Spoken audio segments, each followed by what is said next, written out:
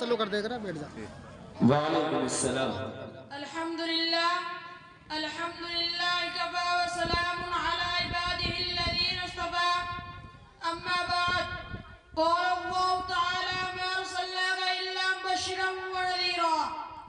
हज़रात इरानी, मैं इस बज़्म पुरबहार सीरत नबवी सल्लल्लाहु अलैहि वसल्लम के मुताल्लिक़ कुछ अर्ज़ करना चाहता हूँ, इस उम्मीद के साथ कि मेरी बातों को बागौर सुना जाए। जब इस्लाम फ़ौरन की चोटी से फैलना शुरू हुआ और आप सल्लल्लाहु अलैहि वसल्लम अपनी रोशनी से दुनिया वालों को मुनव्वर करने लगे, तो बातिल परस्तों में खलबली मच गई और सारी कुव्वत और ताकत दिलो दिमाग नूर इस्लाम के बुझाने में सर्फ करने लगे। रास्ते में कांटे बिछाकर, पत्थरों से दबाकर, तपती हुई जमीन पर सुलाकर, आग के अंगार पर पड़ाकर, फांसी के फंदों पर चढ़ाकर, घरों पर चढ़कर प्यारे रसूल सल्लल्लाहु अलैहि वसल्लम की आवाज को दबाने की कोशिश करने लगे, मगर उनकी आवाज रोज रोज बढ़ती जा रही थी। हजरत सन 7 नबी मुहर्रम का महीना है। मक्का के तमाम लीडरों ने मिलकर एक मीटिंग की। अबू जहल ने पूरी कौम को कहा कि यूरोपा जिसको हम बच्चों का खेल समझ रहे थे, वो आज हमारे दिन और सुधारों के लिए तूफान बन चुका है। जिस दिन का चर्चा मोहम्मद कर रहे थे, उनके मानने वालों की तादाद रोज रोज बढ़ती जा रही है। हमारे खुदा की तौहीन की जा रही है, झुटलाया और ठुकराया जा रहा है। इसलिए अरब के बहादुरों, अब पूरी ताकत से आगे बढ़ो, वरना वो दिन दूर नहीं, मक्का से दलीलों को रोकर निकलना पड़ेगा। अबू जहल की तकरीर ने पूरी कौम को गरमा दिया। तरह तरह की तदबीरें पेश की गई। बड़ी देर के बाद ये औलाद बस हुई कि मोहम्मद और उनके मानने वालों का बिल्कुल बाइकाट कर दिया जाए, उनसे बिल्कुल बंद कर दिया जाए। चुनाचे एक कहलनामा लिखकर खाना काबा की दीवार पर लटका दिया गया। यह पूरी कौम का फैसला था। उसके खिलाफ करने से किसी को क्या ना था, किसी की मजाल ना थी। मुसलमानों में बंद कर दिया गया। रास्ते पर पैर बिठा दिए गए। मुसलमानों में बच्चे, बूढ़े, जवान, औरतें सब थी। खाने के सामान धीरे धीरे खत्म हो गए।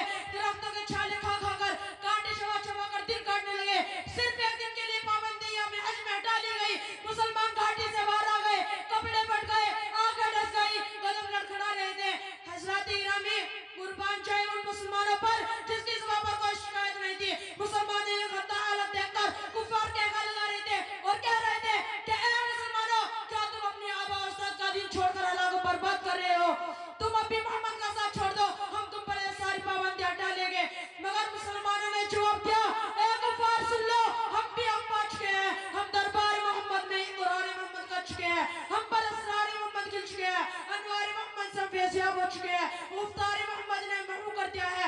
लिहाजा हम तूफान चला सकते हैं, खून का दरिया बहा सकते हैं, आग के बिस्तर पर सो सकते हैं, भूख से तड़प तड़प कमदर कर सकते हैं, मगर मुस्तफा की रिसालत का इनकार नहीं कर सकते। इस इब्तिला व आजमाइश के बाद पूरे 3 साल मुकम्मल होने वाले हैं।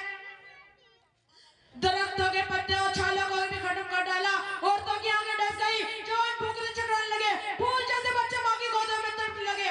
उस घाटी का सबसे छोटा बच्चा उकेल अचानक आंख खोलकर अपने अम्मी से कहता है कि मां, मैं भूख से मर जाऊंगा, मुझको बचाओ वरना मैं मर जाऊंगा। मां की समझ का बंधन टूट गया। वो बेतहाशा अपने सर जमीन पर पटकने लगती है, सर फट जाता है, लोग उसे संभालते हैं और वो ये कहती रहती है, छोड़ दो, अपने लफ्ज़ से पहले मरना चाहती हूँ। दुनिया वालों, जरा सोचो कैसी संगीन घड़ी थी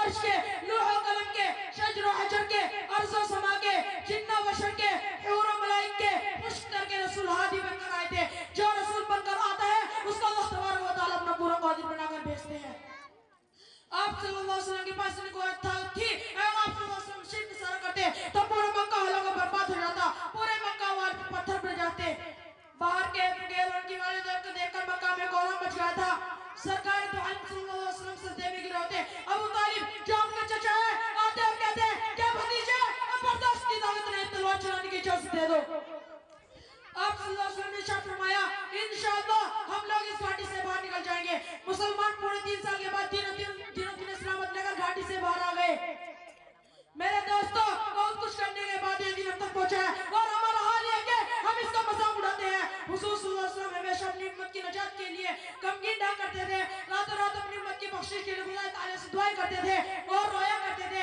इसी हाल में एक दिन हजरत सल्लल्लाहु तशरीफ लाते हैं और ये खुशखबरी और पैगाम सुनाते हैं कि ए हजरत इज्जत शहंशाह आली शाह, अल्लाह तबारक व तआला ने आपको सलाम फरमाया है। हज़रत जिब्राइल खूब जानते थे कि आखिर आप सल्लल्लाहु अलैहि वसल्लम के जरिए से गमगीन रहते हैं, फिर भी दरियाफ्त करते हैं कि आप गमगीन क्यों रहते हो। फौरन रसूलुल्लाह फरमाते हैं कि ना जाने क़यामत के दिन मेरी उम्मत के साथ कैसा मामला होता है। फिर हज़रत जिब्राइल आप सल्लल्लाहु अलैहि वसल्लम को लेकर एक कब्रिस्तान के पास ले गए जहाँ काफिर और मोमिन दोनों तरह के मुर्दे मदफून थे। फिर हज़रत जिब्राइल एक मोमिन की कब्र अपना हाथ मारते हैं और कहते हैं बिइज़्निल्लाह। मुर्दा जो ही सुनता है फौरन बाहर आता है। इस हाल में कि उसका चेहरा रोशन था और मुझसे कलमा तौहीद ला इलाहा इल्लल्लाह मुहम्मद रसूलुल्लाह की आवाज आ रही थी। आप सल्लल्लाहु अलैहि वसल्लम ने उसका मुलाहजा फरमाया। इस तरह हज़रत जिब्राइल एक मुश्रिक की कब्र पर हाथ मारते हैं और कहते हैं बिइज़्निल्लाह।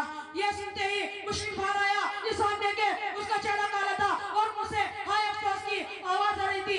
हज़रत जिब्राइल फरमाते हैं जिस तरह अभी आपने उस मोमिन बंदे को देखा और काफिर को देखा, ठीक इसी हाल में उस दिन भी होगा। हर कलमा गो को उसकी कब्र से उस कलमे के साथ उठाया जाएगा और काफिरों की यही हालत होगी जो आपने देखा। इतना सुना था कि आपको तसल्ली वो शक्ति हो गई।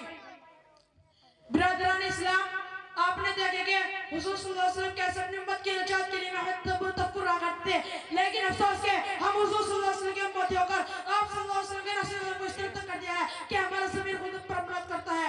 याद करो उस वक्त को जब कोई किसका पुरसाना हाल ना होगा और अल्लाह आप सल्लल्लाहु अलैहि वसल्लम फरमाते हैं कि क़यामत के दिन अल्लाह तबारक व तआला एक शख्स को बुलाएंगे और बड़े-बड़े दफ्तर खोलकर फरमाएंगे कि ए फलां देख, ये तेरे गुनाहों का दफ्तर है। वो कहेगा ए मेरे मौला, ये सब मैंने गुनाह किया है। फिर अल्लाह तबारक व तआला फरमाएंगे कि हां, मैंने तेरे पास एक रसूल भेजा था, वो तुमको ऐसे करने से रोकता और डराया करता था, लेकिन तुमने इसकी बात ना मानकर इनकार ऐसा किया। अब तुम यहाँ असाब अलीम का मज़ा चखो और फरिश्तों को हुक्म होगा कि इसको मुंह के बल घसीट कर जहन्नम में डाल दो। इस तरह जिसने इस दिन को दिन मानकर इस पर अमल किया तो उसका मामला बहुत आसान होगा। अल्लाह तबारक व तआला हम लोगों से रास्ते पर चलने की तौफीक बख्शे।